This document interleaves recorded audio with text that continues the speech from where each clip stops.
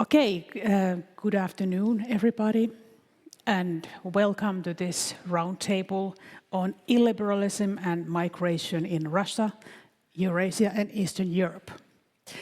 This event is a part of the annual Aleksanteri conference 2025, which theme this year is extremism. My name is Anna-Liisa Heusala. I'm a scholar in Russian and Eurasian studies, and I will be chairing this roundtable today. The experts in our roundtable include Kaarina Aitamurto, who is a scholar of religion and a senior researcher at the Aleksanteri Institute. Next, we have Sherzod Eraliev, a scholar of migration and international relations and a senior researcher in Lund University. Our last presenter today is Katalin Miklossy, a Jean Monnet Chair and a scholar in the field of Eastern European Studies at the University of Helsinki. Our roundtable discusses how illiberal states manage migration to absorb resistance and how migration may in turn impact the illiberal political agenda and policy making. Exploring how illiberalism influences and is influenced by global migration trends in Russia, Eurasia, and Eastern Europe offers insights into the complex interplay between political regimes and transnational mobility. The roundtable is inspired by a recent book published last year, Open Access, by Helsinki University Press, in which the authors, also present here, focused on Russia, Eurasia, and Eastern Europe, a region in which a significant part we can still observe the resilience of illiberal state politics and extensive migratory flows. At the time of the writing of the book, we noticed that while the management of migration, particularly in Russia, has garnered considerable attention, there existed a gap in the theorization of the mutual impact among illiberal state politics, policy making, and global migration, particularly within the broader post-socialist region. Migration is a policy area which tests the resilience and preparedness of receiving states.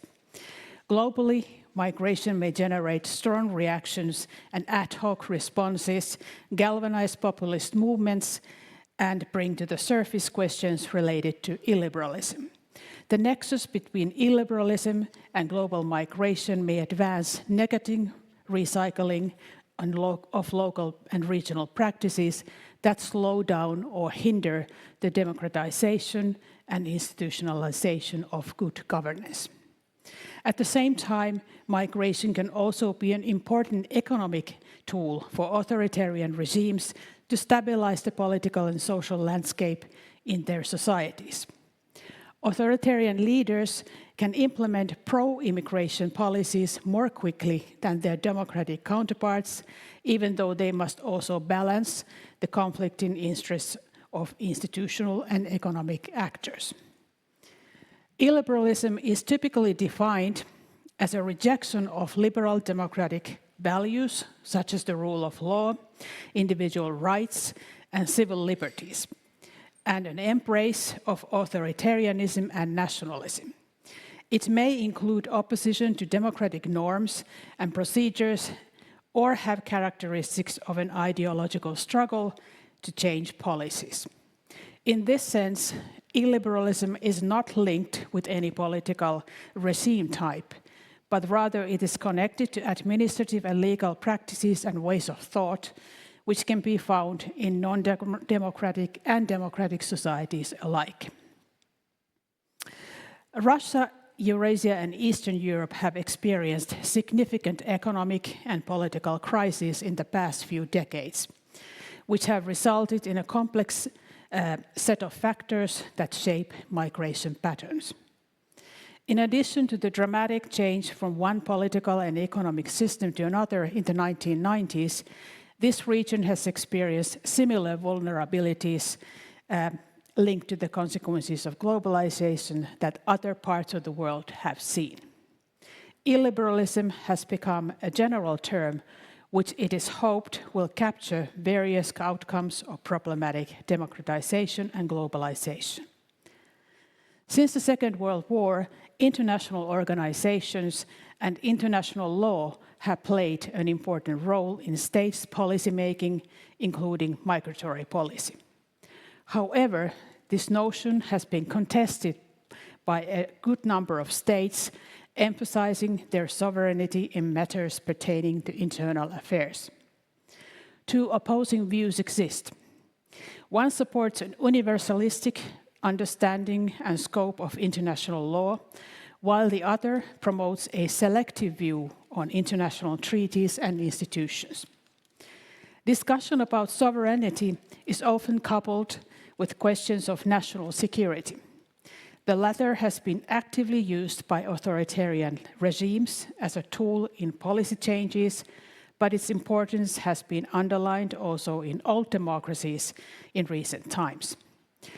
International obligations in migration policy, for instance, can be re-evaluated in situations which require heightened attention to perceived security challenges.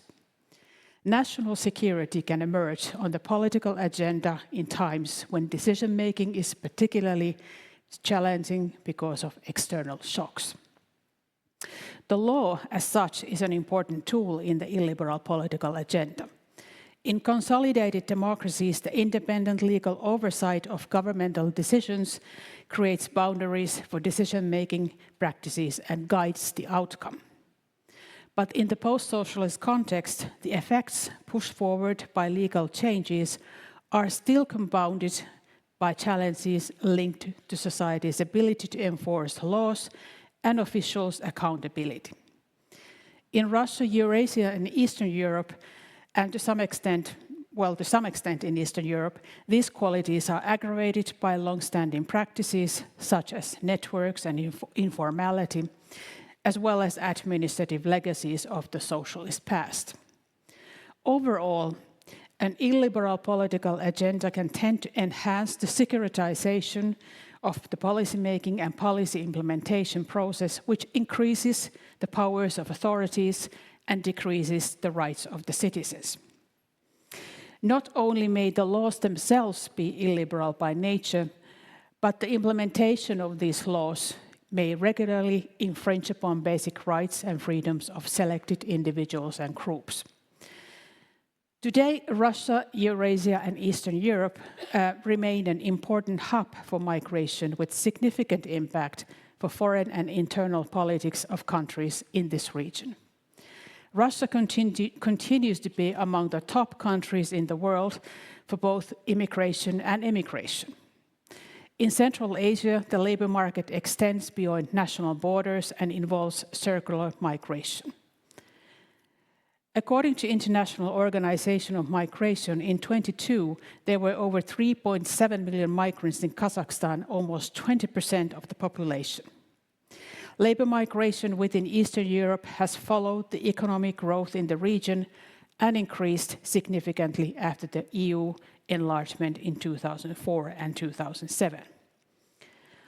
Russia's invasion of Ukraine in 2022 disrupted regular patterns of mobilities in the region, with millions of Ukrainians fleeing their homes and hundreds of thousands of other migrant workers reconsidering their choice of destination. The question of the integration of large numbers of Ukrainian refugees into their places of temporary or permanent residence has continued to shift the socio-political landscapes of many European societies. At the same time, we use the use of migration as a political tool to advance authoritarian or illiberal goals, or the outright instrumentalization of migration have become a part of current migration policies. However, migrants and refugees coming from authoritarian societies are not passive objects of policy, but they have the potential to participate in the social and eventually the political life of their places of residence. Historically, the impact of migration in different fields of life has been immense. The integration of today's migrants in their new countries can also lead to migrant activism, which affects politics in their country of origin from outside. So with these introductory thoughts, I wish to thank you for your attention. I will give the floor to our three experts, after which we will continue the discussion here on stage. Kaarina, the floor is now yours.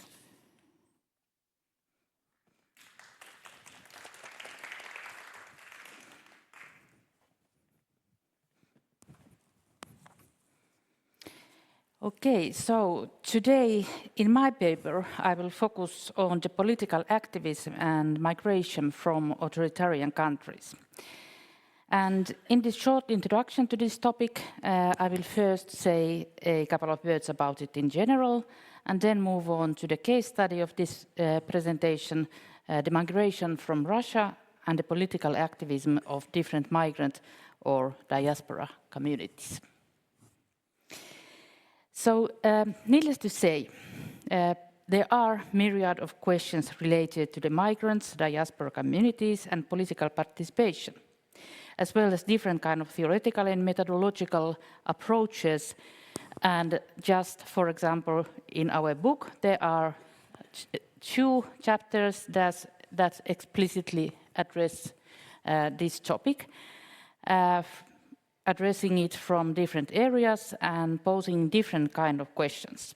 So just to say a couple of words about both of these chapters. In her chapter, Ajar Shekirova analyzes Kyrgyz diaspora online, and she looks at both supporters of a so-called strongman leaders as well as the critics of authoritarianism. And in both of these groups, she detects both horizontal and vertical political engagements and many different kind of forms of what can be considered as political participation. In their contribution, Margarita Zavatskaya, Emil Kamalov, and Iveta Sergeyeva explore the patterns of civic activism among Russian migrant communities in Eurasia after the 24th of February 2022. And they note, for example, that the connection that these migrants have with their home country, but also with employers play a crucial role in whether and to what extent they are mobilized or demobilized. So I think that these two examples demonstrate that the term political activism is very broad or can even be said to be quite vague often. We can look at the different forms of activism, more traditional ones like voting or rallying and so on. But there are also different forms of online activism that is, for example, aimed at mobilizing people, exposing human rights violations, raising money, trying to impact on the public opinion in the host country, and so on and so on. We can also debate what counts as political activism. Is, for example, liking different kinds of postings on social media a form of activism, or should we define it more strictly? While many studies have addressed the political activism of the migrants or immigrant communities, and these are often oppositional political activism. There are also studies on how authoritarian regimes try to persuade these diaspora communities, influence their opinions, or even weaponize these for their own political ends. Whether we are talking about the attempts of the authoritarian regimes to influence diaspora communities or the political activity of migrant communities, online activity is nowadays one of the most central, if not one of or the most central tool, and also can be a channel or a platform, depends on how you look at it. And like actually Ajar notes in her chapter, social media is very useful for various kinds of political oppositional movements because it is affordable, it is relatively easy to use, and has the potential to reach wide audiences. Moreover, despite the increased surveillance, it is still difficult to totally control it. Social media platforms can be used for raising awareness about social and political issues. It can be used to mobilize support, foster a sense of community, create communities around shared goals. And it is widely used for exposing governmental abuses and corruptions, bringing attention to the human rights violations that might be silenced or overlooked intentionally or unintentionally by more traditional media. And obviously, authoritarian regimes also use social media to disseminate their own narratives and create communities loyal to them outside their own borders. However, if we are interested in the resilience of authoritarian regimes, or from the other side, the chances of democratization, one of the central questions is whether diaspora communities can play a transformative role in their countries of origin.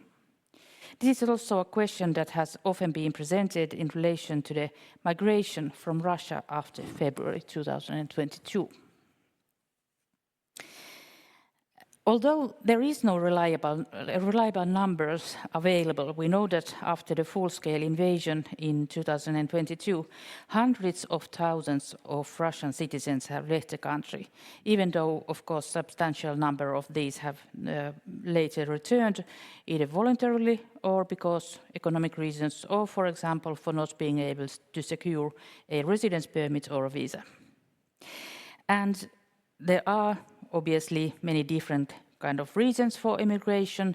For some, it may have been just a better job opportunities or family reason or studies and so on. But for many, the reasons have been more political. Like, for example, the fear of being drafted, unwillingness to live in a country that is engaged in such an aggression as Russia, or the fear of political repression because of some societal or political activism, or perhaps even one's political opinions. Major destinations are typically countries where Russian citizens do not need visa, and therefore there are significant Russian migrant communities in, for example, Turkey, Georgia, Armenia, Central Asian countries, and so on. Many Russians have also emigrated to Europe, despite the fact that not just traveling to Europe, but especially getting a visa and a residence permit there can be quite challenging. So the migration from Russia has significantly increased in recent years, but it's of vital importance to remember that, like typical for immigrant communities, there are different generations and waves of migration. It's enough to look at Finland and, for example, migration from Russia to Finland, and we see that there are some bigger waves, like right after the revolution at the beginning of the 20th century, and then after the collapse of the Soviet Union and so on. But until recently, the Russian-speaking minority in Finland was usually considered as characteristically apolitical or not very active in politics, though again, one should definitely not make any sweeping generalizations. But what has been especially evident in some European countries with larger Russian-speaking minorities, there are evidence that Kremlin has also actively tried to mobilize these minorities with various means already long before the February 2022. Until 2022, Russian state media spent considerable sums for reaching the European Russian-speaking minorities, and there were various cultural and religious actors and initiatives, like, for example, the influential Ruski Mir Foundation. In addition, general opinion has also been effectively influenced by state-sponsored trolls and other producers of fake news. And Russian regime, like also many other current authoritarian regimes, also aims to impact immigrant communities by trying to silence the dissenting abroad. So Russian oppositional activists in Europe are certainly aware of all kinds of risks and the constant surveillance. Being politically active often means accepting that one cannot even visit Russia unless there are some regime changes. It can be extremely risky if these people are deported back to Russia after being denied of visa or residence permit, and unfortunately there are these kind of cases. Many are afraid for their families and relatives still living in Russia. In extreme cases, political activists have been assassinated abroad, or there have been some unexplained murders, like, for example, just a couple of weeks ago in Istanbul, the founder of the popular Telegram channel Morning of Dagestan, Abakarov, was murdered. So, as I have already noted, it would be very misleading to portray all post-2022 Russian migrants as opponents of the current regime in Kremlin or politically active. However, a significant part is. This is also quite expected, as almost all oppositional activity in Russia has been made virtually impossible and dangerous, so it's just logical that much of the activity and activists have moved abroad. Countless initiatives, projects and networks are aimed at ending the war and bringing about a political change in Russia. While some have found generous funding, most are struggling to survive, relying on volunteers and perhaps some meager short-term grants. Taking a wider perspective, we can also consider the loose networks or audiences that follow oppositional media and social media channels, and who may participate in the discussions on these channels, share news, listen to oppositional music, and donate money or sign petitions. However, it is perhaps better to talk about some kind of archipelago of communities or even bubbles than about a united movement or network. As with all societal and political movements, and indeed any communities, whether religious, leisure time or sports related, there are disagreements, internal divisions and grievances. These disagreements can be based on just personal relationships, but they can also be rooted in deep differences in political views. And this again reveals the heterogeneous nature of migrants from Russia. So it is important to remember that Russian immigrants are extremely heterogeneous group in terms of education, class, gender, whether they are coming from big cities or rural areas, and in terms of ethnicity and religion. So when discussing about migrants from Russia, it is of vital importance to avoid what Roger Brubaker calls groupings, the tendency to take discrete, sharply differentiated, internally homogeneous and externally bounded groups as basic constituents of social life, chief protagonists of social conflicts and fundamental units of social analysis. But I would like to end this short introduction to a little bit more positive note than just emphasizing the internal divisions and quarrels and so on.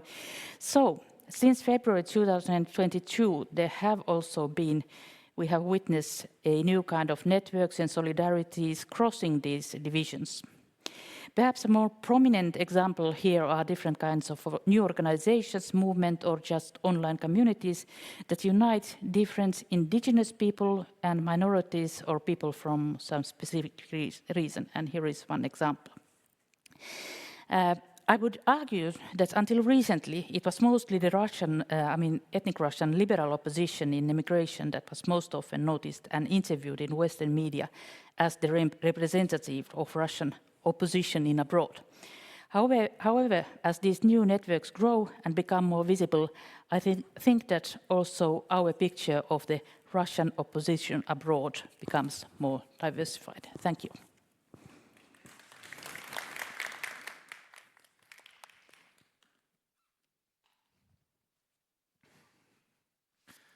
Thank you very much, Anna-Liisa, Kaarina. Good evening, everyone. In my remarks, I would like to reflect on ways how migration sustains and transforms illiberal governance, especially in Russia and Central Asia, two spaces deeply interconnected through labor mobility, remittances, political dependencies. I call this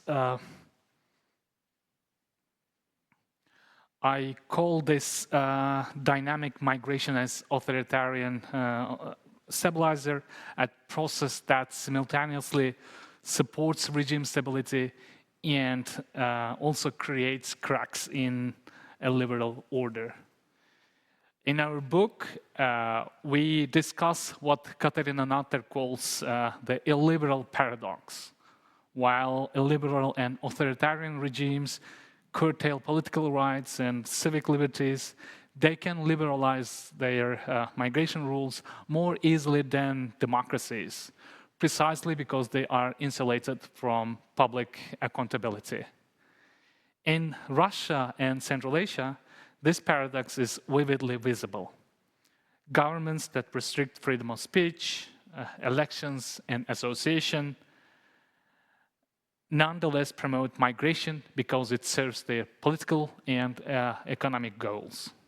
Migration allows regimes to ease domestic unemployment, receive remittances that stabilize local economies, and at the same time export political discontent abroad. Yet, this comes at a cost. Once migrants are abroad, they become harder to control. These migrants' transnational experience may feed back into domestic politics in unexpected ways. Let me start from Central Asia. Uzbekistan, Kyrgyzstan, and Tajikistan, they together sent millions of labor migrants abroad, primarily to Russia.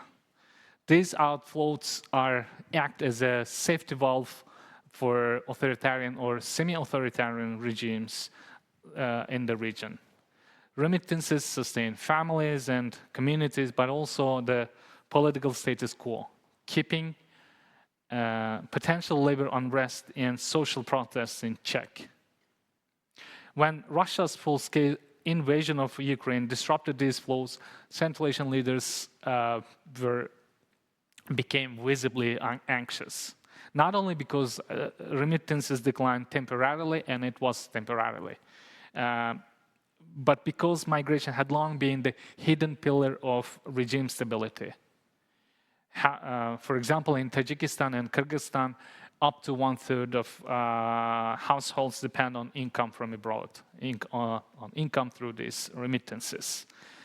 The political meaning of migration thus extends far beyond economics. It is a crucial part of the authoritarian social contract. On the Russian side, migration is managed through controlled informality. Numbers differ. They say, 10 million people, foreigners live in Russia, and mostly of them being Central Asians. These migrants' legal status, especially I'm talking here about the migrants from Central Asia, their legal status fluctuates between documented and undocumented, legal and tolerated. This ambiguity, I believe, and many scholars argue this also, is not accidental. It's a governance technique. By keeping migrants in a semi-legal position, the Russian state and local officials and the regions, they maintain leverage. Informal payments, selective enforcement, and dependence on employers become everyday features of hybrid legal orders, where official law and informal practices coexist symbiotically. This is what we might call the shadow side of illiberalism, the blurring of law and arbitrariness that sustains elite control while eroding the rule of law. For both Russia and Central Asian states, migration is not merely a social or economic issue. It's a tool of elite politics.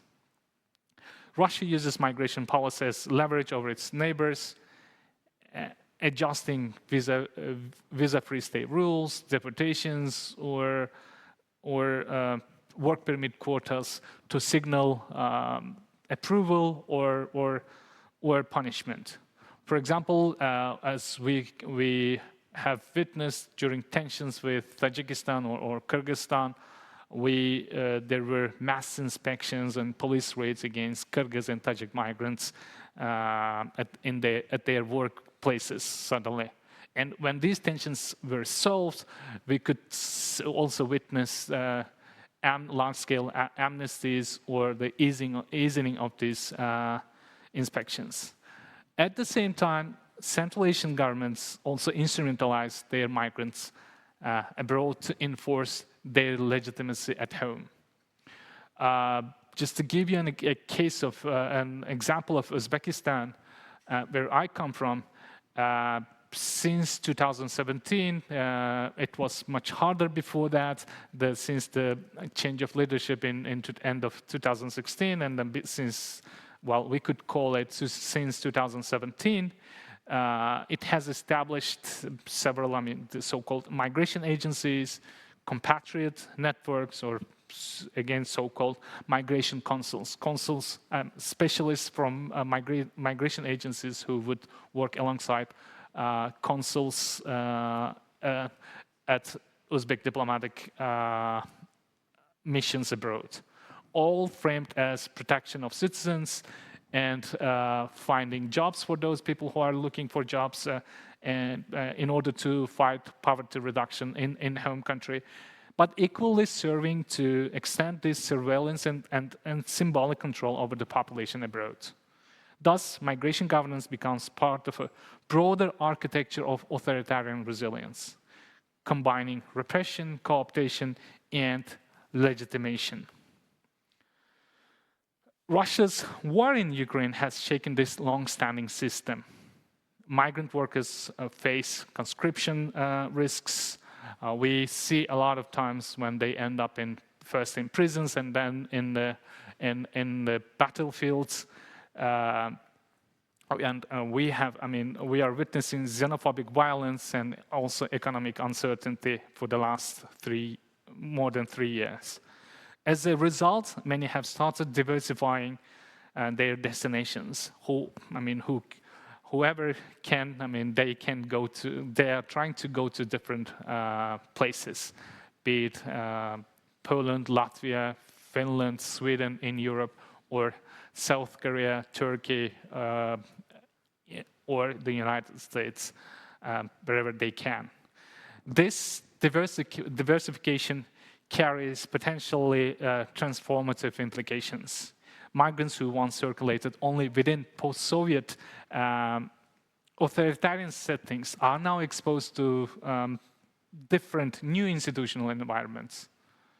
When they return, they bring back new repertoires of legal and political understanding, what we might call also social remittances. These experiences can erode the moral legitimacy of illiberal rule, even if gradually and informally. In that sense, migration originally designed to preserve authoritarian stability may also become a vehicle of pluralization and political learning. But that would be in the very, very long run. Another emerging dimension is the rise of digital diasporas. As Kaarina has already mentioned, the chapter on the Kyrgyz diaspora of Jarchikirva, online platforms such as Facebook and Telegram have become arenas for political debate. Charity, and also mobilization. These networks can amplify alternative voices, especially during moments of crisis such as the Kyrgyz revolution or the COVID pandemic or the Russia's war against Ukraine. However, digital sphere is also ambivalent. It also allows illiberal regimes to extend surveillance beyond borders, monitor critics, and spread state propaganda. The same connectivity that enables voice can be harnessed for control. Thus, the diaspora internet becomes a microcosm of the illiberal paradox itself, openness and control intertwined. We cannot understand these processes without acknowledging the socialist legacy that underpins them. Across post-Soviet Eurasia, the state-society relationship has long been shaped by hierarchical paternalism, distrust of law, and informal negotiation.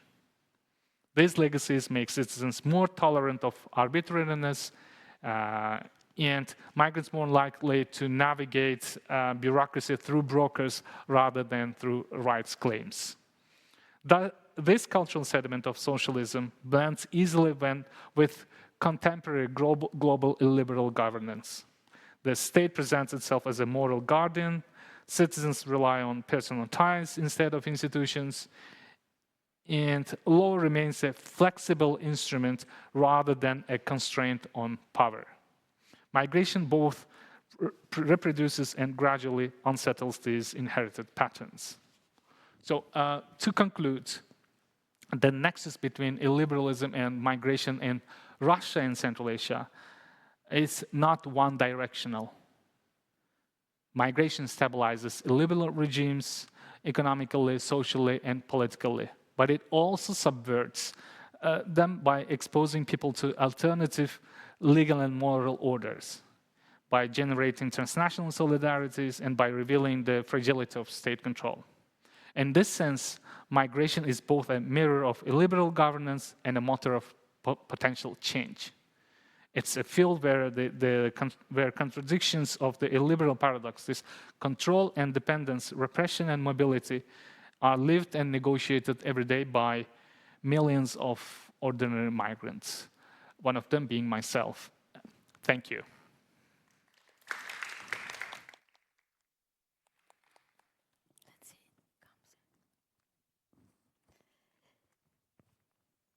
So,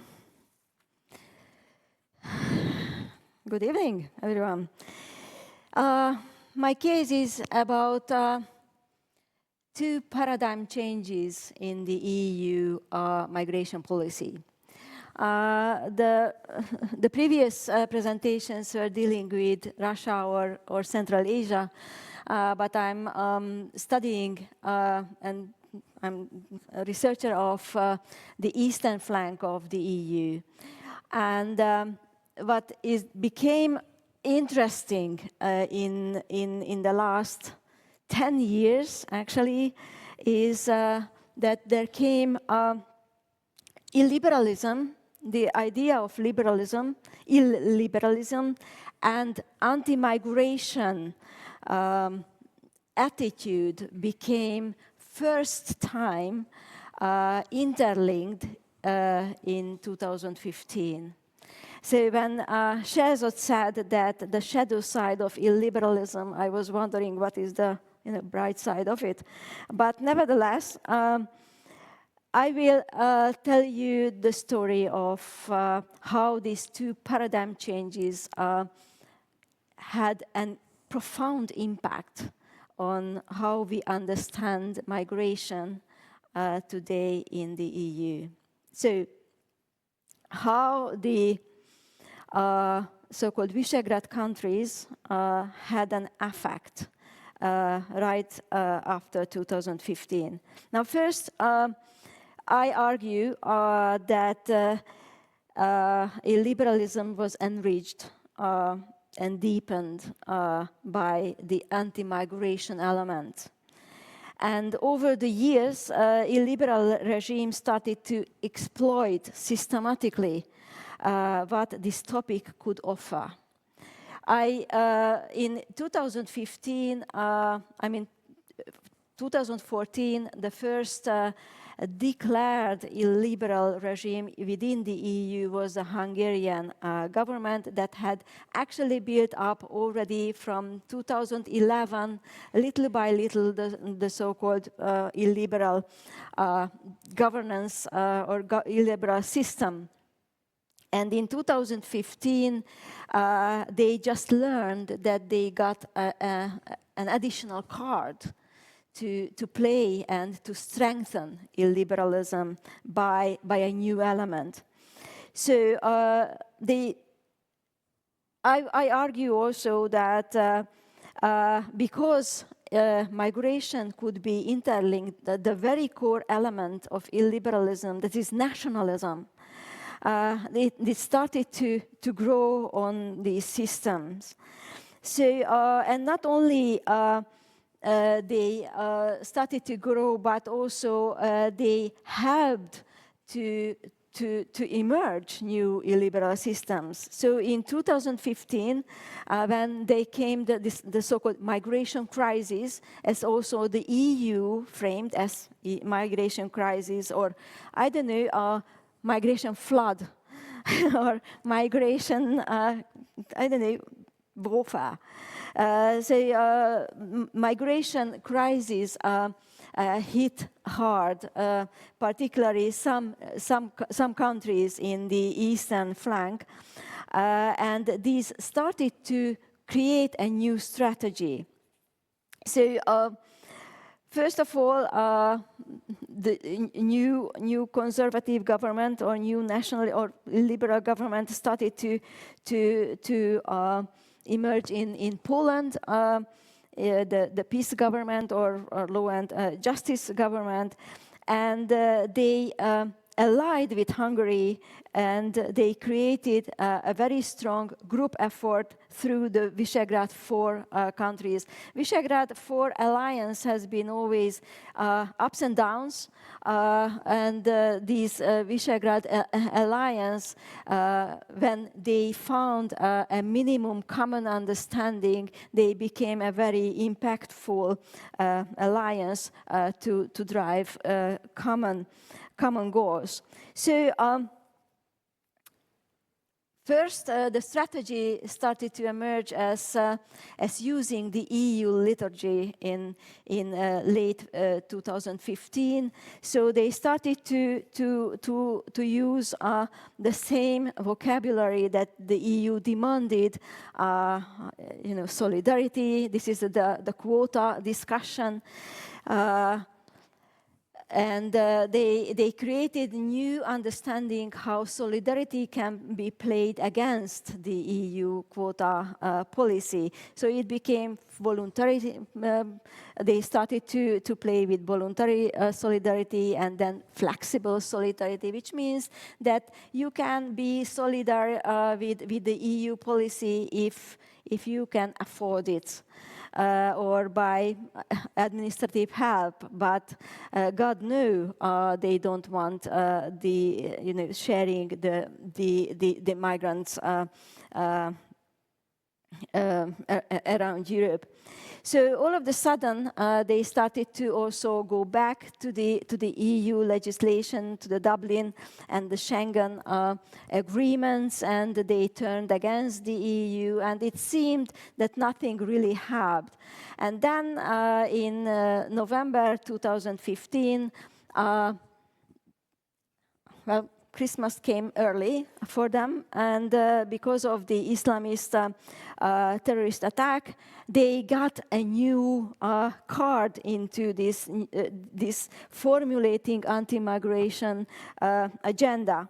So all of a sudden, after the liturgy, after the take all advantages that came forward, all kind of events that they can use, they started to network, and they started to create a bigger and bigger and bigger alliance. It's not only Visegrad, but also countries in the Western Balkans who were promised that they would be helped to through the enlargement process to the EU lobbying help. So all of a sudden, they started to network, and in the end, I would argue that between 2015 and 2017, they could actually wreck the quota policy very efficiently through networking, through group effort. And they started to drop, actually, the EU liturgy and started to talk freely about what anti-migration policy could offer also to other European countries. So all of a sudden, and it is not only about the quota policy, but also it was Hungary first that started to build up a fence in September 2015, and all of a sudden it was everywhere, all over the place. This was the first paradigm change when the EU just gave it up. So there was no compulsory quota policy anymore after 2017. And then came the next paradigm change, and it was the hybrid operation in the Belarus border in Poland and Lithuania. Yes, it was obviously an instrumentalization of migrants, but what do we know about 2015 migration? Just a side note. But then it became obvious that Poland not only had a very tough policy against this migration, but also refused Frontex assistance, because Frontex would have been a control organization, right? So they wanted to deal with it as they like. And the Visegrad alliance stand with Poland, and Visegrad also offered help that was considered to be taken. But in the end, and I will shortly end it, this hybrid operation and the idea that migrants as individuals are just seen as means of vicious policies. So all of a sudden, it became a valid European migration policy, a pushback policy. So it was actually officially accepted in the EU because it was understood that migration and migrants in this form would be destabilizing effect and destabilizing element. So what it became, again, we have even bigger fences. We even have fences, I don't know how many kilometers, I mean hundreds of kilometers already in Finland, but in the Baltic states and Poland, obviously. So all of a sudden, it was all right. The first fence that was brought up by the Hungarian government in 2015 was reviewed by the German Angela Merkel at that time, that it is a disgrace because it was, the last fence was the Berlin Wall that was brought down. Now all of a sudden, the Hungarians, the ex-communists who wanted always to the west, they just started to build the fences. Now where we are now, right? 2025. We have fences all over the place. And I would argue, and this is my last comment, that actually the refugee crisis, ever since 2015, became the crisis of the EU. The EU has been never so weak as today, because we still don't have, after 10 years, comprehensive migration policy. Thank you.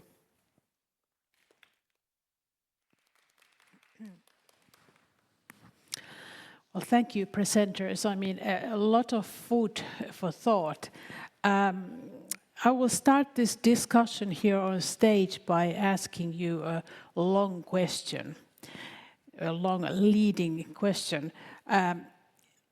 If we think about today's political environment in Europe, the latest polls, among the citizens of various European countries show that the radical right is now the largest force in Europe. And although the parties vary from country to country, they share one common factor in their politics, and that is migration. Wealth inequality is also a source of dissatisfaction with traditional major parties among European citizens. So against this kind of a background that where we're living at the moment, it's interesting to consider the role of immigration in the politics of former Soviet Union and socialist countries, including those that are now members of the European Union. So in our book that we discussed here, we discussed the content the content and significance of illiberalism and argue that the persistence of illiberal policies and practices may resemble, as Sherzod Eraliev, for instance, talked about, authoritarian resilience, a term used to analyze the resilience of authoritarian regimes to internal and external pressures for change. So although there are major differences in the development of the countries in this region over the past 30 years, I would still like to ask all of you, what do you think? Is the socialist legacy still relevant in the governance of countries in this region? Or are these countries mainly following the global political and economic trends in migration policy? Okay, if I may start. Good and big question, but I think that it's kind of both, it's a mix of these. First of all, and I'm now talking mostly about Russia because that is the case that I have been studied and it is most familiar to me. First of all, I see so much continuations from the Soviet time, the Soviet legacies. The fact, I mean, the informal economy or corruption, however you call it, that's clearly something that comes from the Soviet times, and it was never removed, so it still forms the kind of basis also for migration policies. And connected to this, all these failed attempts to modernize police forces and so on, people don't trust police, and the whole system is actually built on corruption, which has significant impact on migration policies. So continuities. Even this Propiska system, I mean, it was abolished after the Soviet Union, but nevertheless the registration system bears similarities, so there are all these. But at the same time, there are, first of all, more concrete or practical these global tendencies, like Russia is part of global economy and migration. Despite current changes, it's easier to travel and select countries, whether you go to Russia or perhaps to Turkey for migrant laborers. But then also these trends and ideas and discourses, because Islam, which is what I have been focusing on my studies, and is actually also Islamophobia. I can see that these trends, these images, claims, all these are moving from different contexts. So if there is some claim or cartoon about Islamophobic cartoon, if it's published in United States today, it's published tomorrow in Russia. And also these connections. So this Islamophobic and anti-migrant rhetoric, whether we're talking about governments or political entrepreneurs or some, let's say, far-right or ultranational movements, these are global trends. So Russia is not in any way isolated. I think I would echo what Kaarina has said. Yes, they both coexist to me as well. In the context of this post-socialist, this legacy is still very much embedded in hierarchical control or patriarchal management, everything. I mean, coming from top to down, and also the informality rather than the institutions. They are. I think they are. This is how the governance is taking place, not only in terms of migration policy making, but also in all spheres of policy making. At the same time, yes, these countries, I mean, if we can speak, I mean, you mentioned Russia, I can speak also to the best of my knowledge about Central Asian countries. They are also ingrained into this global orders, liberal orders, where they can follow the the rules of, for example,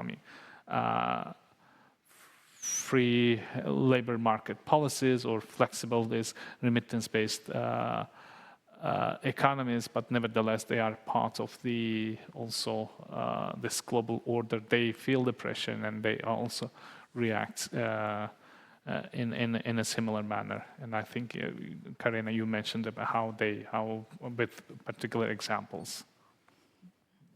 Yeah, Eastern Bloc. I think the biggest problem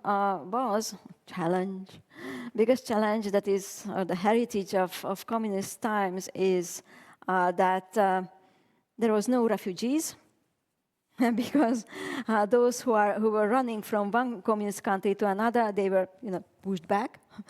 So there was no refugees, and there were no migrants, and there were no labor migrants. So there is no sense in the early 1990s. There is no understanding and still there is a blur that who is refugee and who is migrant, right? So it is. And there is a very significant difference according to the illiberal regimes, that refugee is the nice person who is running for their life, and the migrant is the cunning people who is just taking advantage.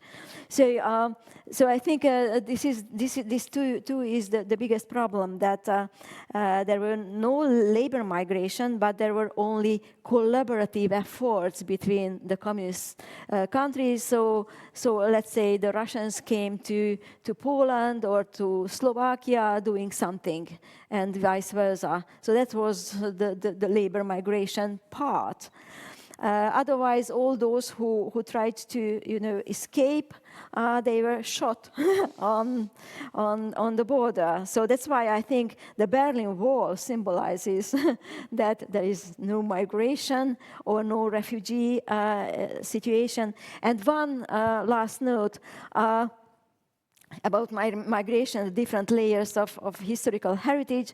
Now the Roma came 14th century into this region, and the Jews came the 15th century. None of them are still considered as belonging to the nation. So that's about migration coming from far. Thank you for those answers. We're talking about the last idea that Katalin presented here is, of course, a very, very fascinating one. Why does it take so long to integrate people, and why is it so difficult overall?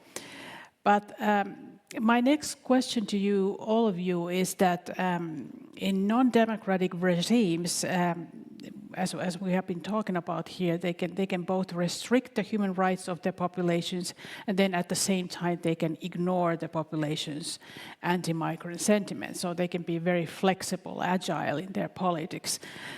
So they can, in this situation enables them to do top-down or make top-down policy decisions regarding migration freely, or more freely than in democratic societies. So do you see any examples of this type of agile or flexible migration policy making in Russia, Eurasia, or Eastern Europe in recent times or today? Yeah. Okay. So again, I'm talking about Russia. So to a certain extent, yes. To a certain extent, no. Because, well, I think that actually in Russia, the government is not that free to make choices about migration policies, and we can see it in the fact that there is such a pressure to have stricter laws and control of migration and less migrants, and it's clear that the Kremlin is kind of struggling with that pressure, and there are attempts to try to showcase that we are very strict, but at the same time they need migrants. They need migrants, but they have to showcase that they are not willing to accept these. To a certain extent, I mean, yes, because what is different from Western liberal democracies, though I would not draw strict boundaries here, but anyway, the control of state media or most of the media. So in a way, Kremlin maneuvers and is quite successful in it, again, to some extent, what is seen as social problems. And we have seen this, like in suddenly migrants from Central Asia are the biggest social problem in Russian society, and tomorrow in the same state news it's Ukrainian. So they can try to maneuver these, but again they are kind of borders, because like we saw that Crocus City Hill terrorist attack. After that, I mean, it was the kind of many migrants from Central Asia have reported how dramatically the everyday attitudes toward them changed, even more negative. So they can try to have impact on that, but they still have to follow, or they don't have completely free hands here. Well, I think it following on, I mean, continuing this discussion, I would say everything. I mean, we can see in comparison. Of course, when it comes to you mentioned the control of press, for example.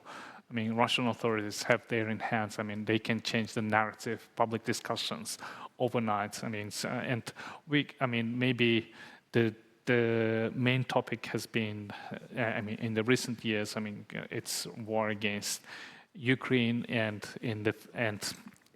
behind, everyone behind them. I mean, NATO and the overall West, or as they say, the conditional West.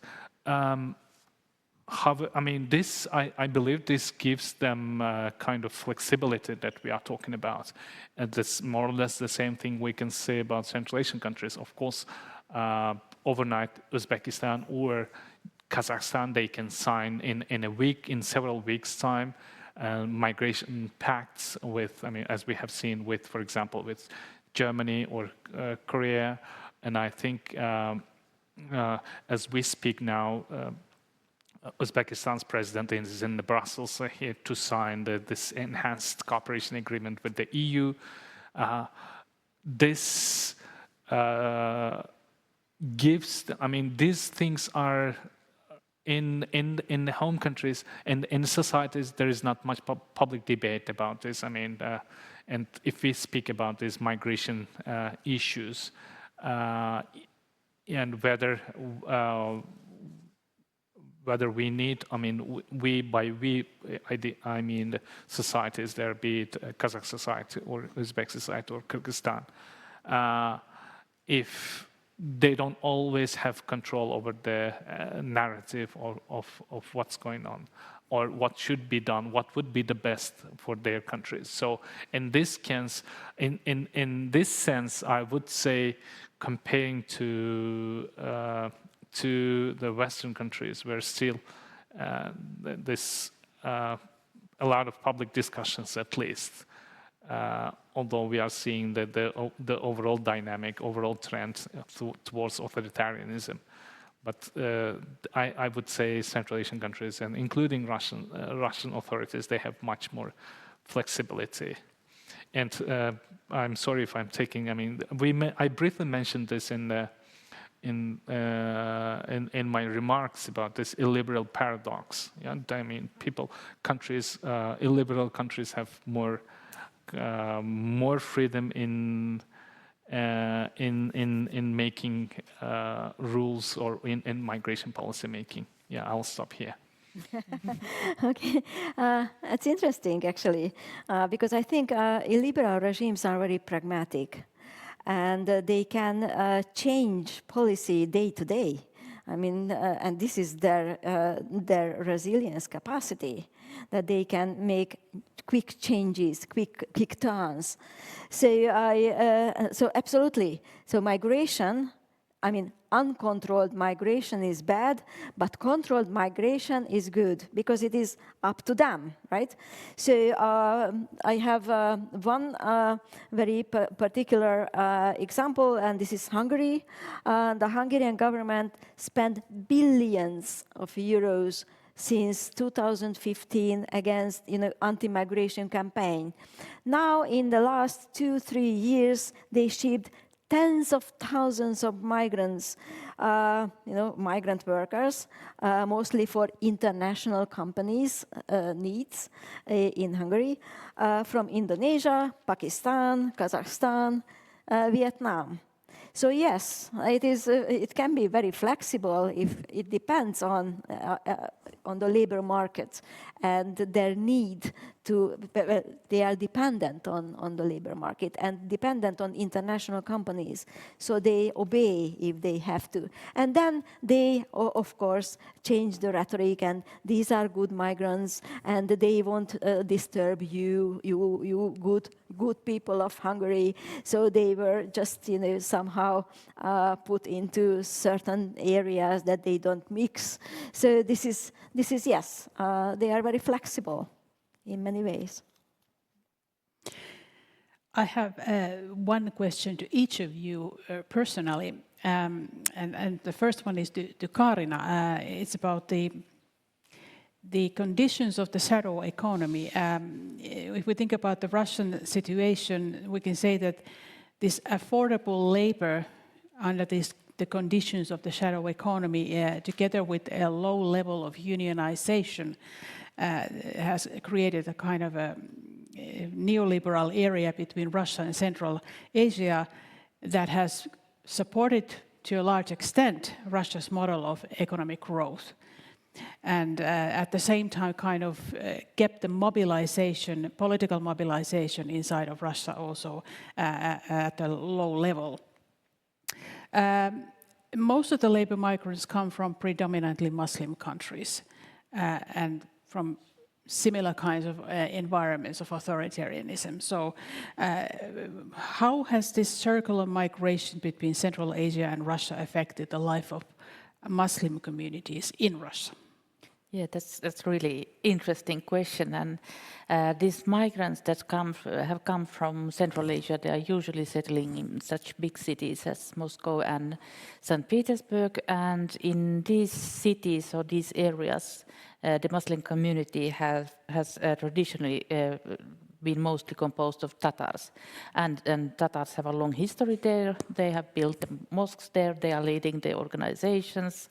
They usually have already established good contacts with the local authorities and so on. So they are considered as a kind of legitimate sanctioned form of Islam. But at the same time, these relatively small Tatar minorities are often quite secularized.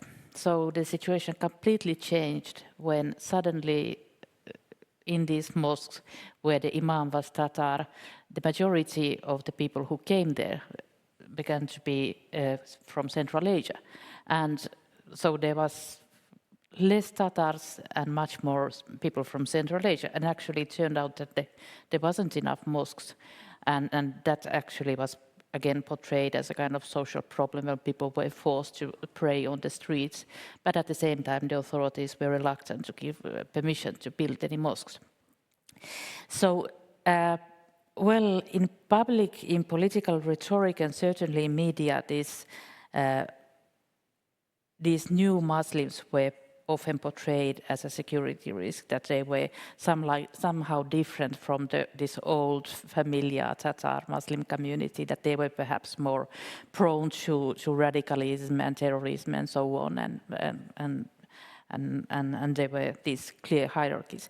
And actually, it would be nice to say that there were some kind of Muslim solidarities, and apparently there have, of course, been these too, but at the same time, there was also a little bit kind of irritation among within these old Tatar minorities or elites. I mean, first of all, there's not any more room in our mosque, and Islamophobia is increasing as people start to, when they hear the word Muslim, they start to think about these migrants. The state try to hierarchize, institutionalize and form hierarchies where they would sanction only the organizations led or controlled by these Tatar elites. And it was until recently that actually ethnic Muslim communities and mosques and prayer rooms, it was very difficult for them to even find permission to function. But actually, just this week, we organized with some of my colleagues here in Helsinki a seminar about Islam in Russia. And I learned that my colleague Dmitry Oparin, who has done fieldwork within Muslims in Moscow for a long time, tell that it's has begun to change, whereas earlier Tatars were very kind of controlling these mosques. It has become more and more common that there are also Tajik imams working in mosques or actually providing other kind of religious services. So perhaps there is this slow integration of Central Asian migrants, not just as a parishioners, but also as a kind of religious experts in the scene. That's interesting. Sherzod, in the book, Ajar Shekirova analyzes the importance of political mobilization and activity on the internet among Kyrgyz diaspora. And you were talking about the new routes for migrants from Central Asia in the current situation. And that began to, I wonder whether when people go to new places, how does that affect their political thinking and their understanding of what a society should look like? How significant do you think that the possibility is that people who return will somehow start being more active politically in their own home country? Mm-hmm. Yes, that's a very good point. That's an interesting point I briefly touched upon in my remarks on this matter. Yes, we are definitely seeing that, I mean, with the diversification, we are seeing, I mean, people who have always been within this post-Soviet context. I mean, in Russia, I mean, the blood is there. I mean, the system works. I mean, how informality works, and then they are suddenly finding out themselves in a very different setting. I mean, be it, for example, not only we are talking here about not only liberal versus illiberal context, but totally maybe illiberal, but totally different context. Also, I'm here referring to Turkey, for example. Many migrants. It's the second largest destination for most of Central Asians, and at least for Uzbeks. And here we also can see, I mean, there are a lot of growing number of Uzbeks or Central Asians, Kazakh, Tajik, Kyrgyz migrants in the European, different countries of European Union, South Korea, Japan, I mentioned the United States. Yes, that definitely changes people's attitudes, but I would say, I mean, we should not over-exaggerate or simplify this by simply saying that, okay, since its diversification is going, yes, I mean, they will come back and then they will surely impact the domestic politics. Yes, I think I would say, I mean, this happens, but we should remember that even with this diversification going on, Russia remains and will remain in the foreseeable future the largest hub or destination for millions of Central Asian migrants, no matter what. I mean, at least this is what things are at the moment, and are going to be in a couple of following decades, I believe. So. They would still be going to Russia, most of them. And so in that case, this experience outside of this post-socialist or post-Soviet settings would be just complementary rather than, they will just supplement maybe to the overall gradual change rather than, I mean, everyone will come back home and then start demanding their rights.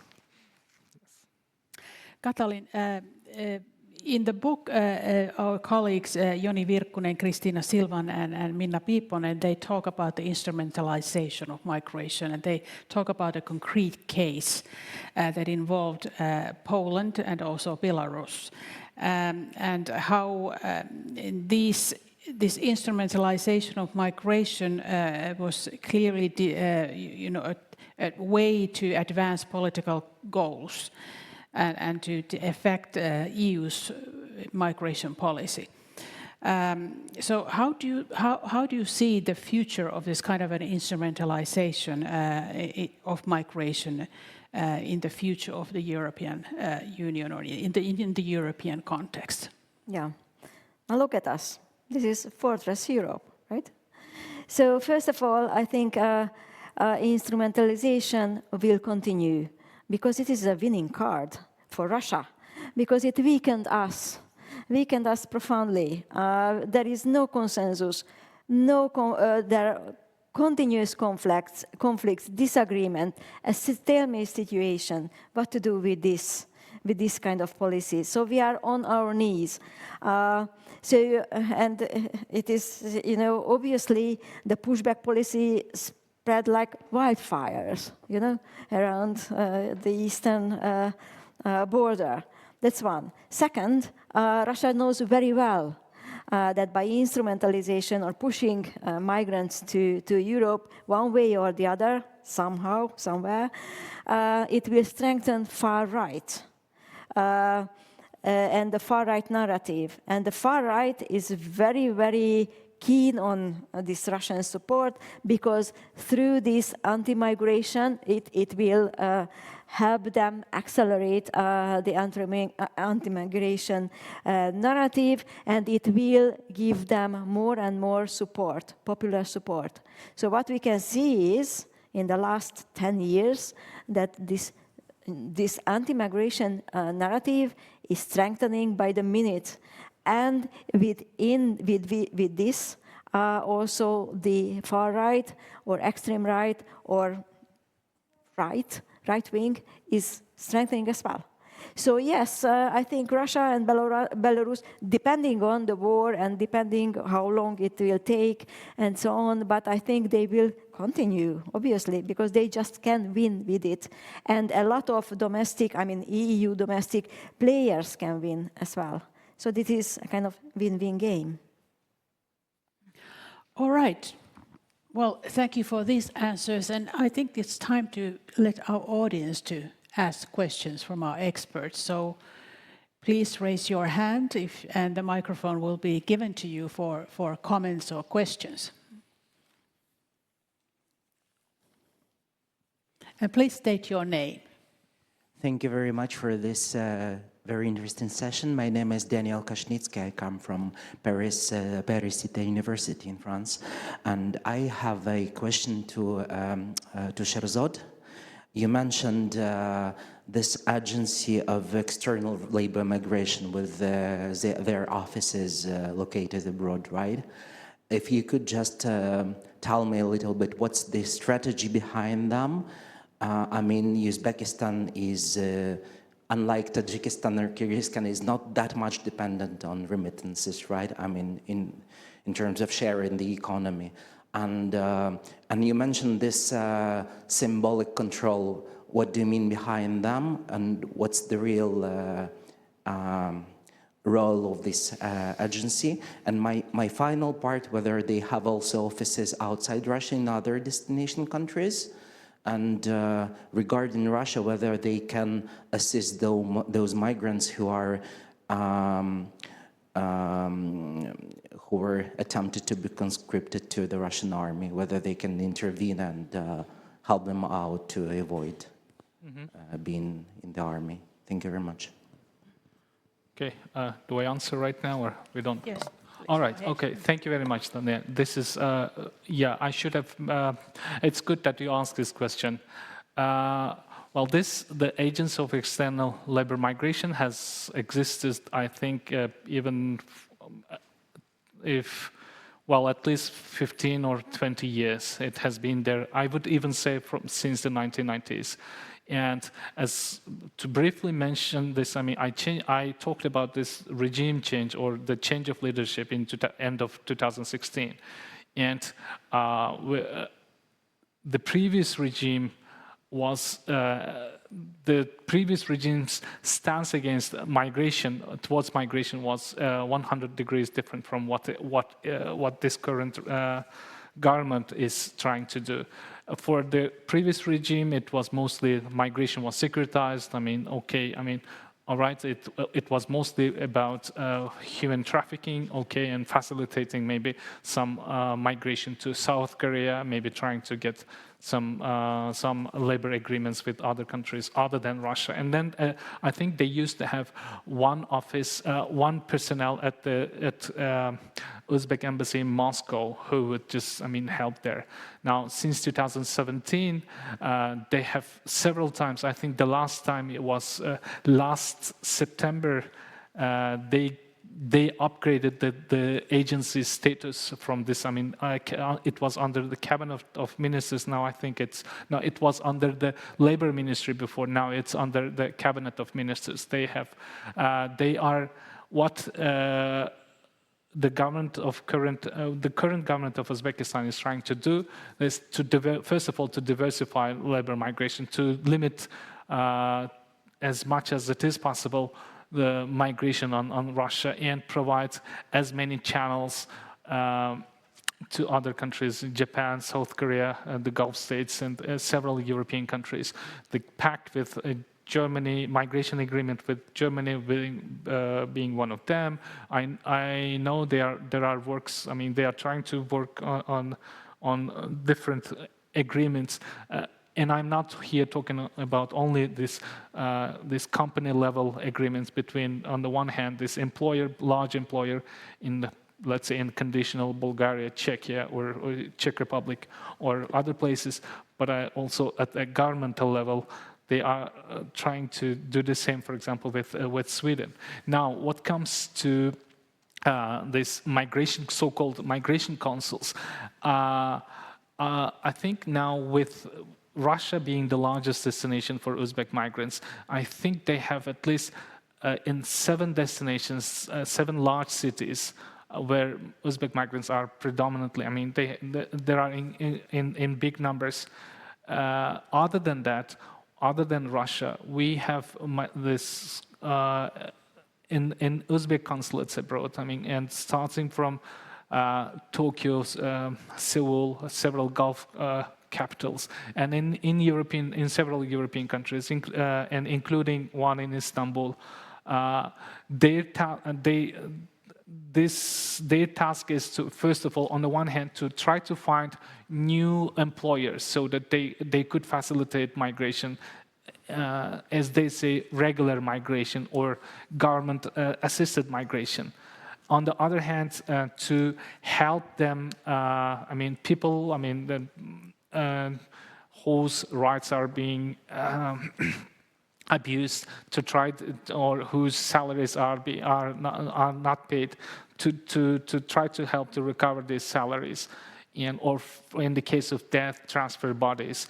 And what I mean by also symbolic control, this is also, I mean, the government does not officially speak about this. It's mostly about this poverty reduction in Uzbekistan, and its official narrative is that, okay, just the president himself has said, rather than going to Russia, or, I mean, without specifying this, the Russia, rather than going to, I mean, countries where first of all they don't have many rights, and secondly, earning like, I don't know, being able to send at least home to at least $500 or $700. Why don't we send them? Why don't we first train them linguistically, to professionally, and then send them to rich countries, and then where they could send home $2,000? This is the official rhetoric. Yes, and when it comes to conscription attempts, the government of Uzbekistan, I mean, through also, not only through the Ministry of External Foreign Affairs, but also through this migration agency has been trying to officially say, no, this is, if you go to war if you fight for a foreign country, you are a mercenary, and this is a criminally liable act in Uzbekistan. And those people who complain, well, I'm being lured to serve in the army, I mean, they definitely help. That's what I've heard. I mean, through media, and that's what I've heard also through my interviews with officials. Thank you. I'm sorry if I have taken too much time.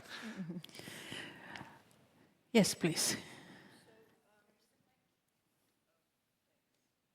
So thank you very much. I've also read your book, and it's excellent. And this is a question for Kaarina and also for Sherzod. So I absolutely agree. It's obvious that that authoritarian governments like Russia's have much more leeway in liberalizing or handling migration than democratic governments. A number of European democratic governments have been challenged or even replaced over the migration issue. Putin, there have been pressures for a long time to end the visa-free regime with Central Asia, and Putin won't do that. He can't be replaced. But it seems to me that your comments did underestimate the kind of illiberal reaction in society and at lower political levels in Russia that Katalin talked about in European countries. That is, in Russia, the rise of nationalism, of xenophobia, the use by subnational politicians, including mayors of large cities, to mobilize around migration issues.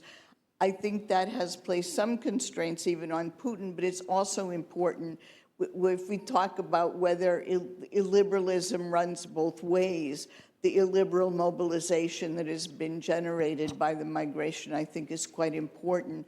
Putin's also constrained by foreign policy concerns in Central Asia. There's a limit to how he has uses for the migrants in building links, in building the Eurasian Economic Union, and that's another set of constraints that he has to deal with, how treatment of migrants is going to affect attitudes of Central Asian governments. Though on the whole they are dependent, he also wants to maintain influence there in competition with the US and China. So, but mainly the nationalist and xenophobic reaction in Russian society, I mean the increased number of people who say Russia for Russians, that I think had an independent political effect. And now, unfortunately, I have to ask you to give really short answers to this wonderful question from Professor Linda Cook. So please, Kaarina and Sherzod. Yes, thank you so much. I actually absolutely agree, and that indeed, I mean, the nationalist pressure, obviously, Kremlin has also used these nationalist movements, and when it has suited it has supported it and used them thereby. But anyway, I agree with you completely that there is this illiberal pressure from below. And if I may, one interesting question is that as with foreign policy, Putin trying to have this Eurasian Union and now alliance with China and trying to find political support for that, but at the same time there is this xenophobic currencies in Russian society.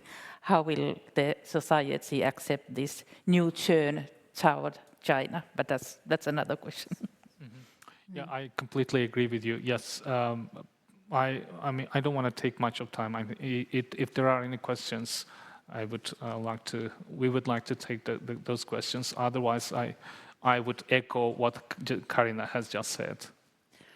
Okay, unfortunately, I have to tell you that our time is up. So we will continue this discussion, and I want to thank our audience here at University of Helsinki ThinkCorner and at home watching this live stream, and we will continue this discussion definitely. So thank you very much and good night.